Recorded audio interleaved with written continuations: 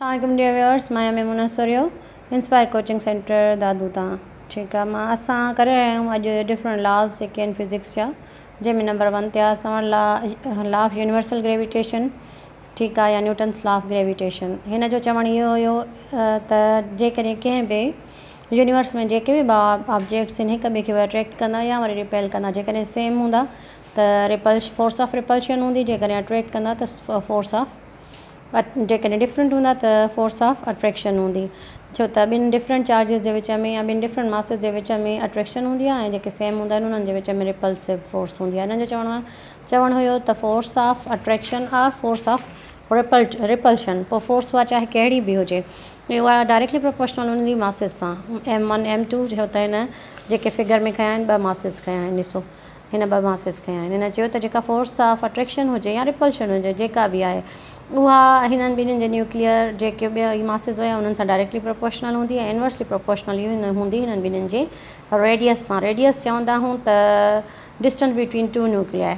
ठीकु आहे, कंहिं बि 2 न्यूक्लियर जे विच में, 2 न्यूक्लियस जे विच में जेको डिस्टेंस आहे उनखे असां रेडियस चवंदा आहियूं।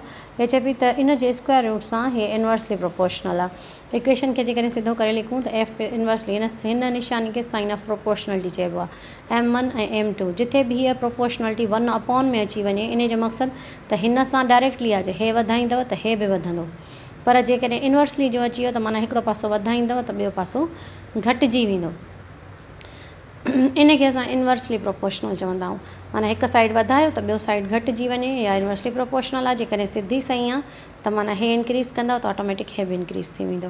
त हिन जो चवणु इहो हुयो त हिननि ॿिनी इक्वेशन्स खे जेकॾहिं पाण में मैच कयूं त F साॻी हुई, प्रोपोर्शनलिटी साॻी निकिती। मथां वरी इक्वेशन M1 ऐं M2 मल्टीप्लाई में हुया, हिन सां R स्क्वायर डिवाइड में हुई। असां जॾहिं बि हिन निशानी खे हटाईंदा आहियूं त इज़ इक्वल ऐं कॉन्स्टेंट लॻाईंदा आहियूं। अॻियां इक्वेशन साॻी हुई। हिते हिन लॉ जो जेको कॉन्स्टेंट आहे उहो G आहे, हिनखे यूनिवर्सल ग्रेविटेशन चवंदा आहियूं। ठीकु आहे, त हाणे ग्रेविटेशन जेका ग्रेविटेशनल हीअ कॉन्स्टेंट चइबो आहे हिनखे, जेका बराबरि हूंदी 6.67 × 10⁻11 हिन जी जो यूनिट आहे। यूनिट हाणे असां कढूं था, क्वेश्चन में चओ त तव्हां वटि यूनिट ऑफ G तव्हांखे कढणो आहे, त F जे हिसाब सां इक्वेशन असां वटि F is equal G M1 M2 upon R square. हाणे असां छा कंदासीं, हिन जे हेठां कुझु बि न आहे, मूंखे G कढणी आहे, माना राइट साइड ॾांहुं का शइ कढणी आहे, त हिते हीअ निशानी हिन लाइन जी माना आहे डिवाइड करणु। त हिन जो अपोज़िट जेको हूंदो उहो असां वटि हूंदो मल्टीप्लिकेशन।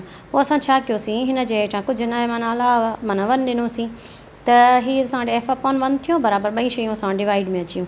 त हाणे असां छा कयोसीं, G M1 M2 upon R square. मां क्रॉस मल्टीप्लिकेशन कई, हिन खे हिन सां मल्टीप्लाई कयुमि, हिन खे हिन सां मल्टीप्लाई कयुमि, त मूं वटि जेका इक्वेशन आई उहा G M1 M2 हिकिड़े पासे अची वियो, 1 सां मल्टीप्लाई थियो साॻियो आयो, हिन पासे ॾांहुं F × R स्क्वायर अची वियो। मूंखे ख़ाली G खपे थी, छो त जेका शइ तव्हांखे खपे सिर्फ़ु हुनखे छॾियो, बाक़ी जेके बि शयूं हुन सां गॾु आहिनि सभिनी खे डिवाइड करे छॾियो। मां M1 M2 हेॾां बि डिवाइड कई, M1 M2 हेॾां बि डिवाइड कई। हिन पासे ॾांहुं छो त ॿई साॻा ई वैल्यूज़ हुयूं, ॿई कटिजी वियूं, पर हिन पासे ॾांहुं न कटिजी सघियूं, त असां वटि जेका G जी इक्वेशन आई उहा आई F × R square upon M1 M2। ठीकु आहे, सिधो करे लिखां त F × R square upon M1 M2। F जेका आहे उहा फोर्स आहे, फोर्स जो यूनिट न्यूटन आहे। R फॉर रेडियस आहे, रेडियस हुयो डिस्टेंस जेको मां तव्हांखे ॿुधायो त 2 न्यूक्लियाई जे विच में डिस्टेंस हुयो, इहो जो हिते आहे 2 रेडियस 2 गोलाई जे विच में डिस्टेंस हुयो, त हिकु R हिन जी हिकु R हिन जी, हे असां वटि R स्क्वायर थी वियो। ठीकु आहे, त R स्क्वायर न्यूटन R जो यूनिट असां वटि मीटर स्क्वायर थींदो ऐं मासिस जो यूनिट असां वटि किलोग्राम आहे, त असां वटि छा थींदो kg जो स्क्वायर ईंदो। ठीकु आहे, त असां वटि G जी वैल्यू जेका आहे, G जो अगरि यूनिट करिणो आहे त न्यूटन × मीटर स्क्वायर पर किलोग्राम स्क्वायर ईंदो। G जी वैल्यू आहे असां वटि G इज़ इक्वल टू 6.67 × 10⁻11 आहे। साॻे तरीक़े सां असां हिन जो M1 बि कढी सघूं था ऐं M2 बि कढी सघूं था। सही आहे, मां तव्हांखे कढी ॾेखारियां थी त असां M1 कीअं कढूं ऐं M2 जेको आहे उहो असां कहिड़े तरीक़े सां कढूं। अचूं था हिन इक्वेशन ते, अचूं था असां M1 ते ऐं M2 ते। हाणे हिन इक्वेशन मां असां M कीअं कढूं ऐं M1 M2 कीअं कढूं, हीअ तव्हांजो टॉपिक जेको आहे मैट्रिक क्लास में बि आहे फिज़िक्स में, ऐं उन सां गॾु फस्ट ईयर फिज़िक्स जो 6 चैप्टर उन में आहे। F इज़ इक्वल, ऐं हीअ पेपर में लाज़मी ईंदो आहे, पेपर में हिन जा क्वेश्चन मस्ट ईंदा आहिनि। ठीकु आहे। मां तव्हांखे M1 कढणु M2 कढण बि सेखारे थी छॾियां ऐं R बि सेखारे थी छॾियां त असां इन इक्वेशन मां कीअं कढंदा आहियूं। असांखे जेकॾहिं M2 मालूम करिणो आहे साॻियो ई तरीक़ो G वारो, असां वटि का बि हिन पासे कुझु बि न हुयो, 1 लॻायोसीं, ही क्रॉस मल्टीप्लिकेशन 1 सां G M1 M2 जे बराबरि आयो, ही F इंटू R असां वटि F इंटू R स्क्वायर जे बराबरि आयो। हाणे मूंखे खपे M2 त असां छा कयोसीं, M2 सां गॾु जेके बि लफ़्ज़ लिखियल आहिनि, लेटर्स लिखियल आहिनि, हिकिड़ो G आहे ऐं ॿियो M1 आहे।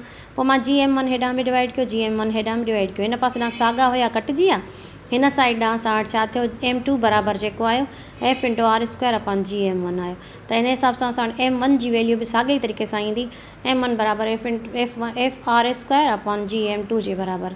इन तरीक़े सां असां तव्हां M1 बि कढी सघो था, M2 बि कढी सघो था।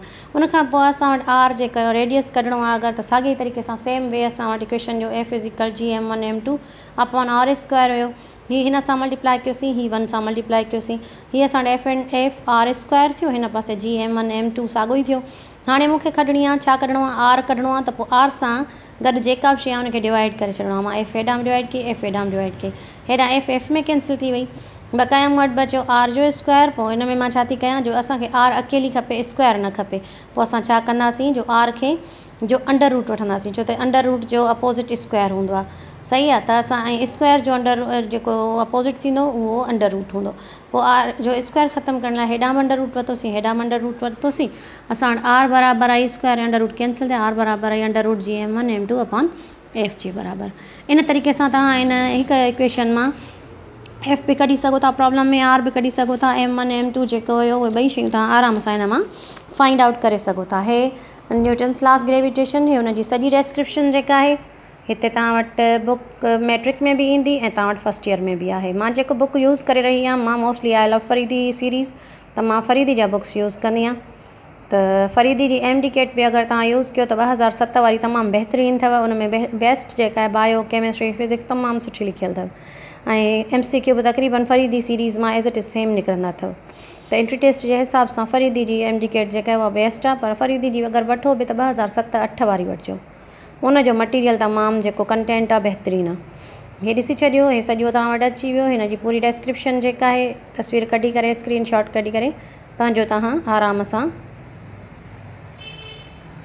ठाहे सघो था, नोट्स पाण लिखी सघो था। ठीकु आहे। मूंखां अगरि जेकॾहिं केर बि विलिंग हुजे नोट्स परचेज़ करण लाइ, त मुंहिंजा जेके नोट्स आहिनि उहे तव्हांखे अली बुक स्टोर ते ईज़िली अवेलेबल आहिनि। अली बुक स्टोर दादू हाई स्कूल जे भरिसां आहे, त उते मुंहिंजा नोट्स अवेलेबल आहिनि। अगरि मुंहिंजा नोट्स तव्हांखे खपनि त तव्हांखे उतां आसानीअ सां मिली सघनि था। हितां ॾिसी छॾियो, हाणे हलूं था नेक्स्ट पेज ते। ठीकु आहे, नेक्स्ट पेज ते था हलो। नेक्स्ट पेज ते तव्हांखे प्रॉब्लम्स ॾेखारियल आहिनि। ठीकु आहे, एग्ज़ाम्पल प्रॉब्लम त तव्हां कहिड़े तरीक़े सां हिन मां a body of mass 10 kilogram placed in calculate the gravitational force F अगरि मालूम करणी त डायरेक्ट रखी करे तव्हां क्वेश्चन खे आराम सां सॉल्व करे सघो था। M1 M2 तव्हांखे मिलियल आहे, R तव्हांखे ॾिनल आहे, G जी वैल्यू तव्हां वटि कॉन्स्टेंट आहे, त F तव्हां ईज़िली हिन मां फाइंड आउट पाण ई करे सघो था। ठीकु आहे, उनखां पोइ नेक्स्ट जेको तव्हां वटि आहे तव्हांखे सॉल्व करे ॾेखारियो अथनि सॼो। हे साइड थियो, हिन साइड न थियो, वैल्यूज़ रखी करे G जी value M1 M2 upon R जी वैल्यू रखी करे आंसर तव्हां कढंदव।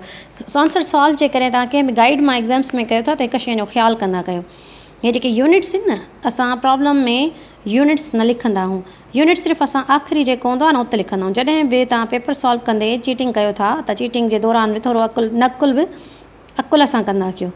यूनिट्स न लिखिबा आहिनि, यूनिट्स कॾहिं बि प्रॉब्लम जे विच में न ईंदा आहिनि। यूनिट्स जेके आहिनि उहे आख़िर में बसि आंसर जे जेको आहे सो ॾिबो आहे।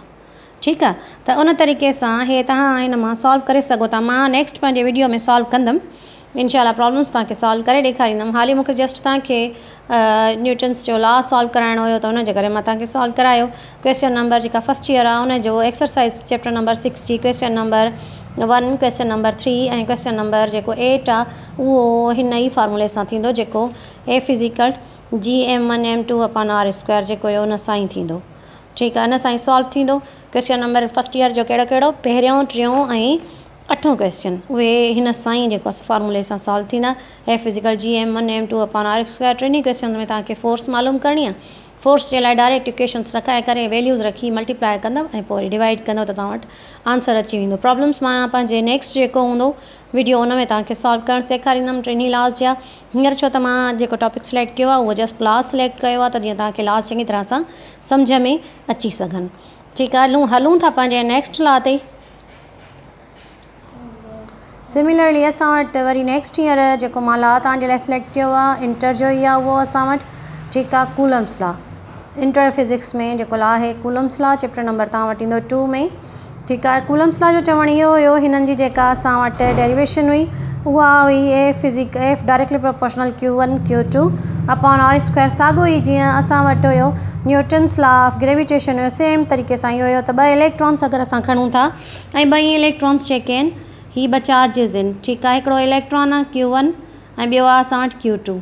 2 चार्जिस आहिनि। हीअ चए थो त ही 2 चार्जिस जेके आहिनि अगरि असां फोर्स ऑफ अट्रैक्शन हुजे या फोर्स ऑफ रिपल्शन हुजे उहा डायरेक्टली प्रोपोर्शनल हूंदी अमाउंट ऑफ चार्जिस सां ऐं इनवर्सली प्रोपोर्शनल हूंदी हिननि जे square root of their distance या square root of their radius सां। साॻियो ई सेम जेको आहे सो लॉ आहे, पर हिन जे अंदरि कूलम्स लॉ चार्जिस जे लाइ हुयो, करंट जे लाइ हुयो, इलेक्ट्रिसिटी जे लाइ ऐं Newton's law of gravitation mean masses जे लाइ हुयो या मासिस जे लाइ हुयो। ठीकु आहे, त हाणे हिन में असां अचूं था त एफ जेको ही हुयो साइंटिस्ट हुयो असां डी कूलम उन ॾिनो हुयो। हिननि जो बि चवणु सेम हुयो। हीअ मां हिन जी डिस्क्रिप्शन तव्हांखे ॾेखारे छॾियां। फोर्स ऑफ अट्रैक्शन और repulsion between 2 point charges is directly proportional to the product of the charges and inversely proportional to the square of the distance between them। हिननि जे डिस्टेंस सां इनवर्सली प्रोपोर्शनल आहे ऐं हिननि जे masses सां charges जेके आहिनि उन्हनि सां डायरेक्टली प्रोपोर्शनल हूंदी।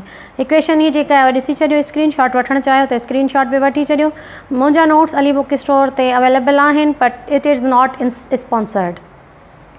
सही, हाणे अचूं था वापसि असां पंहिंजी इक्वेशन हिन में मां तव्हांखे ॿुधायां त मां एफ कीअं कढंदासीं, के कीअं कढंदासीं या Q1 असां Q2 जेको आहे उहो कहिड़े तरीक़े सां कढी सघूं था। एफ जेका हुई डायरेक्टली प्रोपोर्शनल Q1 Q2 सां ई, F inversely proportional square root of radius सां ई। ॿिन्ही इक्वेशन्स खे पाण में मिलायोसीं त साइन ऑफ प्रोपोर्शनलिटी ऐं एफ आयो ऐं हिन पासे ॾांहुं Q1 Q2 मथां मल्टीप्लिकेशन में अची विया, आर जेका आहे साॻी तरीक़े सां जीअं पोयां हुई स्क्वायर में अंदरि जेका आहे उहा हिन में डिवाइड में हुई। कॉन्स्टेंट हटाइण जे लाइ असां इज़िकल ऐं कॉन्स्टेंट लॻाईंदा आहियूं। जीअं मां लास्ट वारे लॉ में तव्हांखे सेखारियो, हिते असां एफ इज़िकल के Q1 Q2 upon R square use कयोसीं। हाणे मूंखे जेकॾहिं हितां के मालूम करणी आहे त जीअं पोयां वारे हुन में क्रॉस मल्टीप्लिकेशन कईसीं। ठीकु आहे, त जेका ही हिन सां मल्टीप्लाई थियो, हीअ हिन सां मल्टीप्लाई थियो, एफ इंटू आर स्क्वायर थियो, हिन पासे ॾांहुं के Q1 Q2 upon R Q2 थियो। पोइ मां हेॾां बि Q1 ऐं Q2 डिवाइड कयो, हेॾां बि डिवाइड कयो त के मूं वटि ख़ाली अची वई, Q1 Q2 हिते आयो। एफ जो यूनिट असां वटि न्यूटन फोर्स आहे, आर जो यूनिट असां वटि मीटर स्क्वायर, चार्जिस जो यूनिट असां वटि कूलम आहे ऐं हीअ जेका असां वटि कूलम कॉन्स्टेंट आहे हिन जो जेको असां वटि वैल्यू आहे एसआई यूनिट में उहा 9 × 10⁻9 न्यूटन मीटर स्क्वायर पर कूलम स्क्वायर जे बराबरि आहे। ठीकु आहे, हाणे मां वरी बि सोचियो त तव्हांखे मे बि मथां सम्झ में न अचे त इक्वेशन जी चेंजिंग कीअं करणी आहे, त मां चयो मां तव्हांखे लिखी जेको आहे उहो ॾेखारे छॾियां त मूंखे जेकॾहिं Q मालूम करिणो आहे त कीअं कयां, Q2 मालूम करिणो आहे त कीअं कयां, आर मालूम करिणो आहे त कीअं कयां। छो त लास्ट वारे लॉ में जस्ट मां तव्हांखे ॾेखारियो त हिन तरीक़े सां जीअं लिखियलु हुयो बुक में उहो ॾेखारियो, पर मां वरी सोचियो त मता व्यूअर्स खे सम्झ में अगरि न बि अचे त प्रॉब्लम सॉल्व करण में आसानी अगरि थियण जे लाइ तव्हां ईअं कयो, जो मां वटि इक्वेशन जेका हुई उहा मां साॻी लिखी, एफ इज़िकल के Q1 Q2 upon R square. ठीकु आहे, हिते ई आर स्क्वायर थी वियो। हाणे मूंखे हितां जेकॾहिं Q मालूम करिणो आहे या Q1 मालूम करिणो आहे, Q2 मालूम जेको बि मालूम करिणो आहे, हितां ही डिवाइड में आहे, मां हिन जो अपोज़िट हिते छा ॾिनो 1 ॾिनो।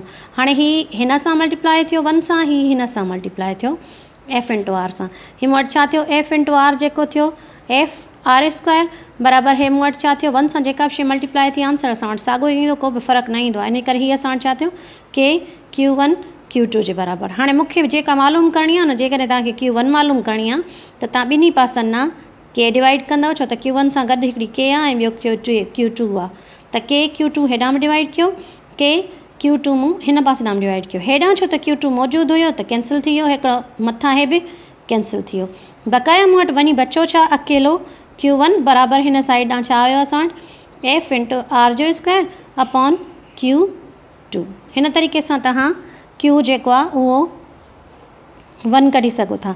साॻे तरीक़े सां तव्हां Q2 जेको आहे उहो बि ईअं ई कढी सघो था त एफ आर स्क्वायर अपॉन के Q1।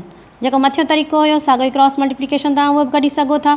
हाणे असां वटि आर स्क्वायर, असां वटि हुयो एफ इज़ इक्वल के Q1 Q upon R square. हाणे मूंखे हिन मां आर फाइंड आउट करणी आहे, त मां आर कीअं कढां उहो तव्हां ॾिसो। असां वटि छा हुयो, आर हिते हीअ पूरी इक्वेशन असां वटि मल्टीप्लिकेशन में आहे, के Q1 Q2 upon R square. हिते हिन सां हीअ शइ डिवाइड में आहे, हे पासो मल्टीप्लिकेशन में आहे, त असां हिन जो अपोज़िट लॻायोसीं, हिन सां क्रॉस मल्टीप्लिकेशन कई, त बाय क्रॉस मल्टीप्लिकेशन असां वटि छा थियो, एफ जेको आहे उहो आर सां मल्टीप्लाए थियो, एफ इंटू आर स्क्वायर। हिन पासे ॾांहुं मूं वटि छा बचो, के Q1 Q2, ही सॼो वैल्यू जेका आहे 1 सां मल्टीप्लाए थी हिन पासे अची वई। हाणे हितां मूंखे आर थी खपे, त मां आर सां गॾु जेका बि शइ आहे ॿिन्ही पासां मां डिवाइड कंदमि। एफ मां हिन साइड में डिवाइड कई, एफ मूं हिन साइड में, एफ वई एफ में कैंसिल थी, त मूं वटि आर स्क्वायर बकाया जेका बची हिन साइड ॾांहुं अकेली बची, उहा बची असां वटि छाजे बराबरि, Q1 Q2 ठीकु आहे अपॉन जेका आहे असां एफ आहे। हाणे मूंखे मसइलो इहो आहे त आर स्क्वायर में न खपे, मूंखे अकेली आर खपे, त स्क्वायर जो जेको अपोज़िट हूंदो आहे उहो अंडर रूट हूंदो आहे। मां हिन पासे बि अंडर रूट वरितो, हिन पासे बि अंडर रूट वरितो, स्क्वायर ऐं अंडर रूट हिन पासे न कैंसिल थी। हाणे हिन पासे स्क्वायर न आहे, हिन करे कैंसिल नथा थी सघनि, त असां वटि आर जेका आहे उहा बराबरि छाजे थी, के Q1 Q2 अपॉन एफ हिन पासे ॾांहुं अंडर रूट। हिन तरीक़े सां तव्हां हिन जी जेका आहे उहा मालूम करे सघो था, ईज़ीली जेके आहिनि से रेडियस फाइंड आउट करे सघो था। मां तव्हांखे फोर्स बि ॿुधाई, तव्हांखे फोर्स कढण जो बि इक्वेशन ॿुधाई, उन सां गॾु मां तव्हांखे Q1 Q2 कढण जो बि इक्वेशन जेका आहे उहो ॿुधाए छॾी।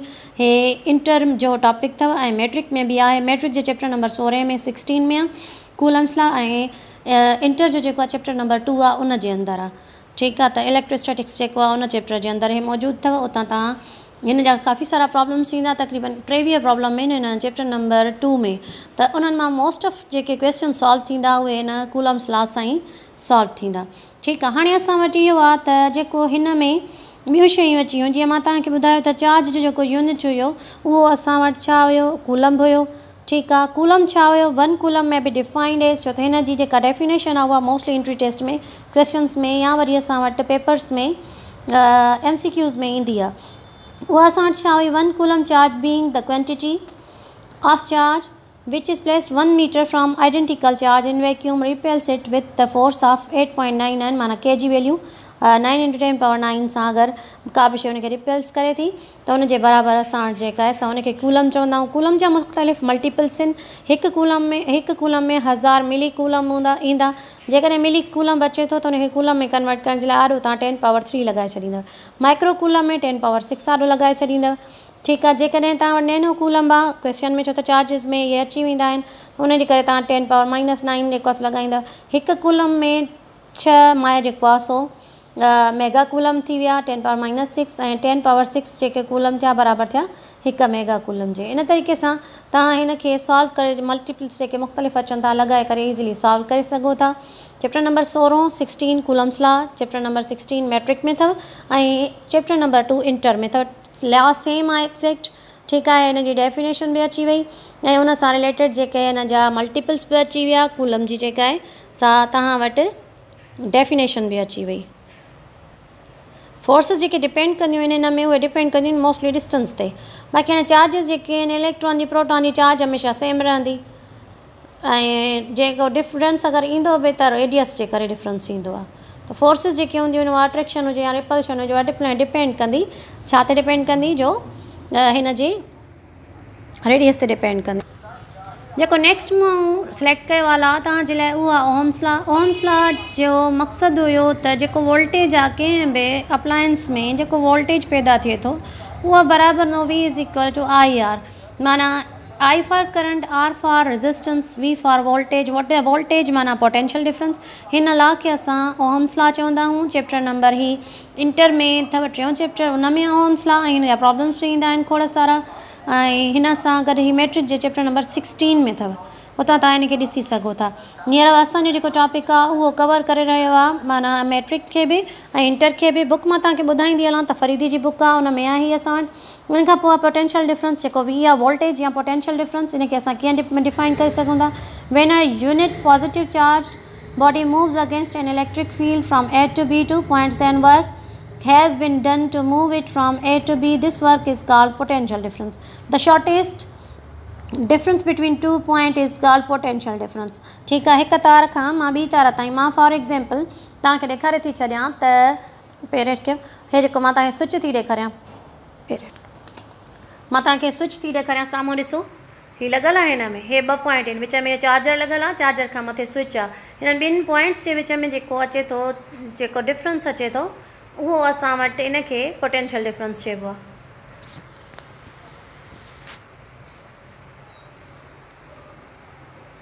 किन बि 2 पॉइंट चार्जिस जे विच में जेको डिफरेंस,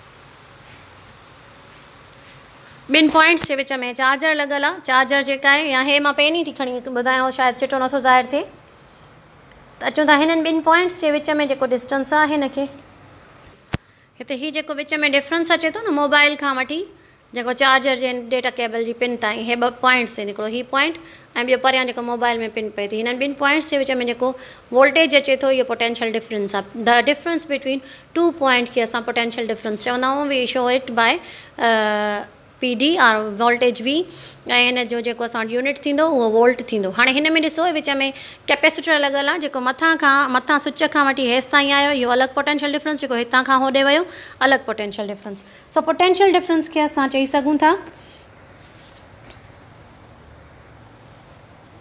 पोटेंशियल डिफरेंस अचूं था, पोटेंशियल डिफरेंस खे असां जीअं फार्मूले सां शो कंदा आहियूं, delta V is equal 2 potential जे विच में डिफरेंस हूंदो आहे, ही work done per unit charge हूंदो आहे। त असां डेल्टा V जो जेको ॿियो यूनिट अची थो वञे, डेल्टा V जे लाइ असां वटि जेको यूनिट ईंदो उहो असां वटि छाजे बराबरि थींदो, delta V is equal W/Q जे बराबरि। ठीकु आहे, हीअ असां वटि पोटेंशियल डिफरेंस जो यूनिट जेको आहे सो हिन मां बि अची सघे थो। त हीअ असां वटि छा थियो, जेको वर्क डन थियो उहो जूल हूंदो आहे, हेठां पर असां वटि कूलम हूंदो आहे। त असां वटि जेको 1 वोल्ट थियो उहो बराबरि हूंदो 1 जूल पर 1 कूलम। त 1 कूलम चार्ज जेको आहे सो मैक्सिमम केतिरो वर्क डन करे सघे थी, उनखे असां पोटेंशियल डिफरेंस चवंदा आहियूं। पोटेंशियल डिफरेंस जा बि असां वटि डिफरेंट मल्टीपल्स अथव। ठीकु आहे, उहे असां वटि कहिड़ा कहिड़ा आहिनि, हे थियो असां वटि किलोवॉट, हे थियो मेगावॉट, हे थियो मिलीवॉट। मिली ऐं किलो हिक ॿिए जे अपोज़िट हूंदा आहिनि, किलो में 10³ माना 1000 ईंदो, हे 1/10⁻³ ईंदो, यानी कि 1/1000 थियो। हीअ असां वटि माइक्रो ऐं मेगा हिक ॿिए जे मल्टीपल्स हूंदा आहिनि। सही आहे, हीअ चए थो त असां वटि जेको पोटेंशियल डिफरेंस बिटवीन 2 पॉइंट्स अगरि 110 वोल्ट आहे, त चार्जिस जेके आहिनि उहे वर्क डन जेको थींदो उहो 550 जे बराबरि थींदो। सही आहे, त फाइंड द चार्ज तव्हांखे अगरि फाइंड आउट करणी आहे त असां वर्क डन अपॉन चार्ज हुई, V मालूम करिणो आहे, V तव्हांखे ॾिनल आहे, हितां 110 थियो, W/10 जेको आहे सो हिन जे बराबरि थियो, जेको असां कयोसीं इक्वेशन में, मां तव्हांखे इक्वेशन सेखारी हुई। त इक्वेशन हीअ चए थो त जेको असां वटि वोल्टेज आहे उहो बराबरि आहे 110 जे। सही आहे, ऐं जेको असां वटि वर्क डन आहे उहो बराबरि आहे 550 जे। त Q फाइंड आउट कयो इक्वेशन जे हिसाब सां, मां तव्हांखे ॿुधायो त बा इक्वेशन असां वटि जेका आहे उहा डेल्टा V बराबरि आहे W/Q जे। मूंखे Q मालूम करिणो आहे, त हिनखे हिन सां मल्टीप्लाई कयुमि, हिनखे हिन सां मल्टीप्लाई कयुमि, हीअ मूं वटि छा थियो, जो डेल्टा V इंटू हे Q बराबरि, हिन पासे ॾांहुं असां वटि W बचो, मां हेॾां बि डेल्टा V खे डिवाइड कयो, हेॾां बि डेल्टा V खे डिवाइड कयो। डेल्टा V खे डिवाइड अगरि कयां त हितां कैंसिल थी वई, Q मूं वटि बराबरि ईंदो W/डेल्टा V जे। त W जी वैल्यू असां वटि घणी हुई, 550 हुई, हेठां V जी वैल्यू असां वटि 110 हुई। असां वटि जेका चार्जिस ईंदी Q उहा असां वटि बराबरि ईंदी 5 जेका आहे सा कूलम जे। इन तरीक़े सां असां वोल्टेज मां चार्ज मालूम करे सघूं था, हितां वर्क डन बि मालूम करे सघूं था, डेल्टा V बि फाइंड आउट करे सघूं था, माना पोटेंशियल डिफरेंस जे बराबरि हूंदो आहे। ऐसा ॻाल्हि सम्झ में आई। उन खां पोइ असां अचूं था करंट ते, त I जेको हूंदो, I असां वटि बराबरि हूंदो आहे करंट जे। ठीकु आहे, हिनखे असां मापींदा आहियूं एम्पियर्स में। छा में असां हिनखे फाइंड आउट कंदासीं, मापींदासीं एम्पियर्स में हिनखे मापींदा आहियूं। ठीकु आहे, उन खां पोइ असां वटि पोटेंशियल डिफरेंस जा डिफरेंट यूनिट्स हुआ। प्रॉब्लम्स फ़िलहाल मां तव्हांखे सॉल्व नथी करायां, प्रॉब्लम्स मां तव्हांखे पंहिंजे नेक्स्ट जेको वीडियो ईंदो इन में सॉल्व कराईंदमि। सही आहे, हाणे असां अचूं था त असां वटि जेको क्वेश्चन आहे उहो आहे असां वटि त एम्पियर। सही आहे, एम्पियर्स छा जो यूनिट हुयो, असां वटि चार्ज जो यूनिट हुयो या असां वटि करंट जो यूनिट हुयो, इहो असां वटि हुयो करंट जो यूनिट। ठीकु आहे, करंट इलेक्ट्रिसिटी असांखे छा चवंदा आहियूं, हीअ हुयो rate of flowing charges. Rate of flow of charges जेको थियो थ्रू अ कंडक्टर, कंहिं बि कंडक्टर मां जेको करंट फ्लो थो थिए उनखे असां, जेके फ्लो चार्जिस थियनि थियूं उनखे असां करंट था चऊं। ठीकु आहे, फॉर एग्ज़ाम्पल जेका तार लॻल हुई उहा खणी आई रुगो चार्जर ताईं इलेक्ट्रिसिटी, हेॾा ॾिसो जेका हो खणी पई अचे उहा चार्जर ताईं खणी पई अचे। ठीकु आहे, असां हिन खे जेको हटायूं पिया उहा हुई जेको करंट थियो हेठिएं बोर वारो थियो, मथियों जेको थियो उहो असां वटि मथियों थियो वोल्टेज, हेठियों थियो असां वटि करंट। सो करंट असां वटि बराबरि हूंदो I is equal Q upon T जी। हाणे हिते जेका क्यू आहे, क्यू जेका थी वई असां वटि, क्यू थियूं charges, T for time, I is equal Q upon T जे बराबरि। ठीकु आहे, त हिते हाणे तव्हांखे I is equal upon Q to Q ऐं I is equal Q upon T आहे, त हितां तव्हां आराम सां क्यू बि फाइंड आउट करे सघो था, टी बि फाइंड आउट करे सघो था। इहो मां तव्हांखे सवेर ॿुधाए छॾियो, सम्झायमि तव्हांखे त असां कहिड़े तरीक़े सां आई मां क्यू ऐं टी जेको आहिनि उहे फाइंड आउट करे सघूं था। हाणे मां चवां थी त पुटु आई जेको आहे उहो बराबरि आहे क्यू अपॉन टी जे। क्यू मीन्स त कूलम चार्ज, ही थियो असां वटि 1 second, the amount of charge flow from a conductor in 1 second, इनखे असां छा चवंदासीं, वी कॉल इट एम्पियर। ठीकु आहे, हाणे हिन क्वेश्चन में जीअं तव्हांखे ॾिनो अथनि त जेको क्यू आहे उहो बराबरि आहे तव्हां वटि 0.6 कूलम जे। टाइम जेको तव्हांखे ॾिनो अथनि उहो 10 सेकेंड्स ॾिनो अथनि। ठीकु आहे, टाइम तव्हांखे 10 सेकेंड्स ॾिनो अथनि। आई तव्हांखे फाइंड आउट करिणो आहे, त तव्हां कहिड़े तरीक़े सां कंदव, आई इज़ इक्वल असां वटि छा चयो अथनि, क्यू अपॉन टी आहे। आई जी वैल्यू असां वटि जेका बि आहे उहा असांखे फाइंड आउट करणी आहे। क्यू जी वैल्यू 0.6, हिनखे डिवाइड कंदव 10 सां, त जेको तव्हां वटि आंसर अचे थो उहो आई जी वैल्यू तव्हां वटि अची वेंदी 0.06 जेका आहे सा एम्पियर जे बराबरि ईंदी। हाणे इन ई क्वेश्चन मां तव्हां क्यू बि फाइंड आउट करे सघो था। क्यू फाइंड आउट करण जे लाइ मां छा तव्हांखे ॿुधायो त I is equal Q upon T. अगरि क्यू फाइंड आउट करिणो आहे त मां हेॾां बि 1 लिखियो, हेॾां 1 लिखियो, हिननि खे क्रॉस मल्टीप्लिकेशन कयमि, छो त हे डिवाइड में हुयो। आई हे असां वटि क्यू जेको थियो उहो बराबरि थियो आई इंटू टी जे बराबरि। हाणे आई जी वैल्यू मूं वटि घणी आई, 0.06 हुई, टी जी वैल्यू मूं वटि 10 हुई, साॻियो ई असां वटि जेकॾहिं क्यू जेको जवाबु ईंदो उहो असां वटि छा ईंदो, 0.6 जेको आहे कूलम जे बराबरि ईंदो। इन तरीक़े सां तव्हां कंहिं बि क्वेश्चन मां क्यू खे फाइंड आउट आराम सां करे सघो था। साॻे तरीक़े सां वरी जेकॾहिं तव्हांखे टी फाइंड आउट करणी आहे त पोइ तव्हां छा कंदव, हे असां वटि साॻियो ई फॉर्मुलो आई इज़ इक्वल हिकिड़ो ई सेम असां वटि हुयो क्यू अपॉन टी। ठीकु आहे, हिते असां वटि आई हुयो, आई हिते क्यू ऐं टी आहे, हिन पासे 1, हेॾां हिनखे मल्टीप्लाई कयोसीं, हिनखे हिन सां मल्टीप्लाई कयोसीं। ठीकु आहे, त हीअ असां वटि छा थियो, क्यू बराबरि आयो आई इंटू टी जे बराबरि। मूंखे टी मालूम करणी आहे त मां छा कयो, आई खे हेॾां डिवाइड कयो, आई खे मूं हेॾां डिवाइड कयो, आई वियो आई में, जेको टी थियो उहो बराबरि आयो क्यू अपॉन आई जे बराबरि। जेका हिते वैल्यू हुई 0. असां वटि घणी आई, 0.6 हुयो, हिनखे डिवाइड कयोसीं 0.06 सां, जेको जवाबु ईंदो उहो 10 सेकेंड ईंदो, जंहिंमें तव्हां वटि हिन फार्मूले सां तव्हां करंट बि फाइंड आउट करे सघो था, चार्जिस बि फाइंड आउट करे सघो था, जेको टाइम आहे उहो बि फाइंड आउट करे सघो था। इहो छाजे बारे में हुयो, इहो हुयो एम्पियर या करंट जे बारे में। असांजो वापसि अचूं था, जेको हुयो टॉपिक हुयो उहो असां वटि कहिड़ो हुयो, V is equal I R हुयो। हाणे मां तव्हांखे वी जे बारे में बि ॿुधायो, आई जे बारे में बि ॿुधायो। आर फॉर रेजिस्टेंस आहे। हिननि जो चवणु हुयो त मूं वटि को माना को बि अहिड़ो अप्लायंस आया हुआ हुन में वोल्टेज घणी थी वञे, ठीकु आहे, करंट बि तमामु घणो आयो, त करंट खे रोकण जे लाइ वरी असां को न का शइ यूज़ कंदा आहियूं जंहिंखे असां रेजिस्टेंस चवंदा आहियूं। रेजिस्टेंस अची वियो त हुन सां मक़सदु इहो थियो त जेको वोल्टेज हुयो उहो थधो थी अॻिते वेंदो, घणो न वञे। जीअं मां एसीअ जो स्टेबलाइज़र थी लॻायो या मां फ्रिज जो स्टेबलाइज़र लॻायो आहे, त मुंहिंजो स्टेबलाइज़र जी जेका वोल्टेज आहे उहा 4,500 वोल्ट जो आहे, वाट जो आहे पावर हुनजी।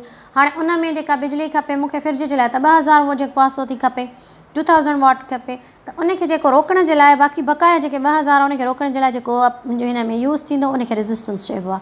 माना टोटल वोल्टेज करंट में कन्वर्ट न थी वञे या टोटल करंट वापसि वोल्टेज में कन्वर्ट न थी वञे, उनजी सेफ्टी जे लाइ जेका शइ थींदी आहे उनखे असां रेजिस्टेंस चवंदा आहियूं। रेजिस्टेंस हूंदी आहे रुकावट जेका करंट खे रोकींदी आहे या वरी वोल्टेज खे रोके छॾींदी आहे। हिननि जे लाइ 3 शयूं, उहो लॉ जंहिंमें इहे 3 शयूं यूज़ थियनि उनखे असां ओम्स लॉ चवंदा आहियूं। हाणे ओम्स लॉ जो चवणु छा हुयो, हीअ आहे ओम्स लॉ। ठीकु आहे, ओम्स लॉ जो चवणु छा हुयो, the current passing through a conductor directly proportional to the potential difference applied at the cross its end provided the temperature and other physical conditions of the conductor are kept constant। जेके ॿियूं शयूं उहे सभु तव्हां constant रखंदा। Be directly proportional two आहे current सां, proportionally हटाइण जे लाइ असां इज़िकल ऐं कॉन्स्टेंट लॻाईंदा आहियूं। छो हिते जेको कॉन्स्टेंट आहे उहो आर आहे। जेकॾहिं तव्हांखे वोल्टेज ऐं करंट खे कॉन्स्टेंट रखिणो आहे त तव्हांखे आर रेजिस्टेंस विच में लॻाइणो पवंदो त जीअं शयुनि जी जेका आहे उहा हिफ़ाज़त थींदी रहे। क्वेश्चन तव्हांखे ॾेखारियो अथनि हिन फार्मूले में, तव्हां वी इज़िकल आई आर मां वी ऐं आई आर मां फार्मूलो थी तव्हांखे ॾेखारियां। नेक्स्ट जेका इक्वेशन असां वटि थी वी इज़िकल आई आर आहे, वी मालूम करिणो आहे त आई ऐं आर खे मल्टीप्लाई कंदव, पर जेकॾहिं मूंखे आई मालूम करिणो आहे त साॻियो जेको वियो तव्हांखे ॿुधायमि त बाबा आई मालूम करिणो आहे त आर डिवाइड कयो। ठीकु आहे, असां वटि आई बराबरि ईंदो वी अपॉन आर जे बराबरि। जेकॾहिं तव्हांखे आर मालूम करिणो आहे त पोइ तव्हां छा कंदा, वी इज़िकल आई आर, तव्हां हेॾां बि आई डिवाइड कंदव, हेॾां बि आई डिवाइड कंदव, आई वेंदो आई में, आर तव्हां वटि बराबरि ईंदो वी अपॉन आई जे इन तरीक़े सां तव्हां हिन में वैल्यूज़ रखी करे हिन खे डिवाइड करे आंसर आराम सां कढी सघो था। माना हिन हिकु इक्वेशन मां तव्हां वोल्टेज बि फाइंड आउट करे सघो था, करंट बि फाइंड आउट करे सघो था, रेडियस बि फाइंड आउट करे सघो था। हिन जा प्रॉब्लम्स तव्हांखे ॾेखारिया अथनि। ॾिसो वी तव्हांखे 220 वोल्ट ॾिनल आहे ऐं क्वेश्चन में आर तव्हांखे जेका आहे फाइंड आउट करणी आहे। जॾहिं तव्हां करंट 0.9 आहे त मां तव्हांखे उहो ॿुधायो हुयो त असां वटि जेकॾहिं V is equal to I R हुयो त आर असां वटि छा थियो, वी अपॉन आई थियो, मथां वी जी वैल्यू रखी, हेठां 0.9। हिन लाइन जी माना हूंदी आहे डिवाइड। 220 लिखी पोइ हीअ निशानी कैलकुलेटर ते हूंदी, उनखे दॿाईंदव ऐं 0.9 लिखंदव त आंसर तव्हां वटि रेडियस अची वेंदो। इन तरीक़े सां मां हींअर तव्हांखे करंट जा प्रॉब्लम बि सॉल्व करणु ॿुधाया त करंट जो तव्हां कीअं फाइंड आउट करे सघो था। हिते तव्हांखे क्यू मालूम करणु सेखारियो अथनि त Q is equal I into T थियो। हिते तव्हां खां टी पुछियो अथनि, ठीकु आहे, उहो बि मां तव्हांखे सेखारे छॾियो। त तव्हां टाइम कहिड़े तरीक़े सां I is equal Q upon T हुयो, cross multiplication Q is equal I into T थियो, आराम सां उहो तव्हां मालूम करे सघो था। माना हिकु ई तव्हांखे वीडियो में 10 खां 15 क्वेश्चन तव्हां आराम सां सॉल्व करे सघो था। माना आई जा, करंट जा क्वेश्चन्स, उन सां गॾु जेके आहिनि से वोल्टेज ऐं पोटेंशियल डिफरेंस ओहम जा क्वेश्चन, हे रेजिस्टेंस जो यूनिट अथव ओहम, हिन जा डिफरेंट मल्टीपल्स अथव, ठीकु आहे। चाहियो त हिन जो स्क्रीनशॉट तव्हां पेज जो कढी सघो था आराम सां सम्झण जे हिसाब सां, ठीकु आहे। उन खां पोइ हे तव्हांखे डिफरेंट हिन जा यूनिट्स हुया, इक्वेशन्स हुयूं, जेके V is equal I R हुयो, किथे तव्हांखे आई फाइंड आउट करणी आहे, किथे तव्हांखे आर फाइंड आउट करणी आहे, कॾहिं तव्हांखां वी पुछंदा। माना इन तरीक़े सां मां तव्हांखे टई शयूं जेके आहिनि उहे सम्झाए छॾियूं त वी कीअं फाइंड कयो, आई कीअं कयो, आर कीअं तव्हां फाइंड आउट कयो। जेकॾहिं तव्हां वटि कूलम्स लॉ हुयो त कूलम्स लॉ मां तव्हां न्यूटन्स लॉ ऑफ ग्रेविटेशन अगरि आहे त तव्हां एम कीअं मालूम कयो, आर कीअं मालूम कयो। जेकॾहिं कूलम्स लॉ आहे त एफ ऐं के जेको आहे उहो तव्हां वटि या Q1 Q2 तव्हां कहिड़े तरीक़े सां फाइंड आउट कयो। हींअर असां हिन लॉ में हिन वीडियो जे थ्रू तव्हांखे मां 3 लॉस कराया। इनशाला नेक्स्ट जेको वीडियो हूंदो उन में असां वटि सीरीज़ ऐं पैरेलल कॉम्बिनेशन ऑफ कैपेसिटर्स ऐं रेजिस्टर्स हूंदो। इनशाला उनखे डिस्कस कंदासीं। जेके क्वेश्चन पेपर यानी कि तव्हांजे इंटर जे मैट्रिक जे क्वेश्चन पेपर में एग्ज़ामिनेशन जेके पेपर थियनि था उन्हनि में तमामु इंपॉर्टेंट टॉपिक्स आहिनि। एंट्री टेस्ट जे हवाले सां हिननि जा प्रॉब्लम्स मस्ट ईंदा आहिनि। इहे 3 टॉपिक्स जेके आहिनि तमामु इंपॉर्टेंट हुया पेपर जे हवाले सां ऐं एंट्री टेस्ट जे हवाले सां, त मां सोचियो त तव्हांखे उहे हल कराए छॾियां। सही आहे। मुंहिंजे चैनल खे लाइक ऐं शेयर कंदा, वीडियोज़ खे बि सब्सक्राइब कंदा, चैनल बेल आइकन खे दॿाईंदा ऐं पंहिंजे ॿियनि ग्रुप्स में बि शेयर कंदा। महिरबानी। इंशाल्लाह see you in my next lecture.